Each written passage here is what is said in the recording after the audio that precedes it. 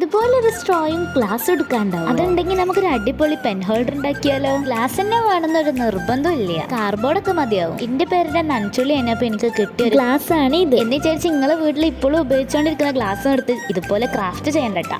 പഴയ ഗ്ലാസ് ഒക്കെ ആണെങ്കിലും ഓക്കെ ആയിരിക്കും. എല്ലാ പ്രാവശ്യം പെൻ ഹോൾഡർ ഉണ്ടാക്കുമ്പോൾ ഞാൻ ജസ്റ്റ് കളർ പേപ്പർ ചെന്ന് റാപ്പ് ചെയ്തെടുക്കലായിരിക്കും. ഇപ്രാവശ്യം എന്റെ മൈൻഡിൽ തന്നെ വന്ന ഒരു ക്രിയേറ്റീവ് ആയിട്ടുള്ള ഒരു ഐഡിയ ആണ് ഞാൻ ഇവിടെ ചെയ്യണത്. അങ്ങനെ അതൊക്കെ ചുറ്റിക്കൊഴുത്ത് റെഡി ആക്കിയതിന് ശേഷം ഞാൻ പിൻട്രസ്റ്റ് നോക്കിയിട്ട് നല്ലൊരു പിക്സൽ ആർട്ട് തന്നെ സെലക്ട് ചെയ്തു. ഇന്നലെ പിക്സൽ ആർട്ട് ചെയ്ത് ബാക്കി മിച്ചം വന്ന പേപ്പറാണ് ഞാൻ ഇവിടെ എടുത്തിട്ടുള്ളത്. എന്റെ ഐഡിയയിൽ ആദ്യം കാണിച്ചെന്ന പിക്സൽ ആർട്ട് വരക്കണം എന്നായിരുന്നു. അതൊക്കെ കൂടി വരക്കാനാണ് ഇവിടെ സ്ഥലം വരച്ചത്.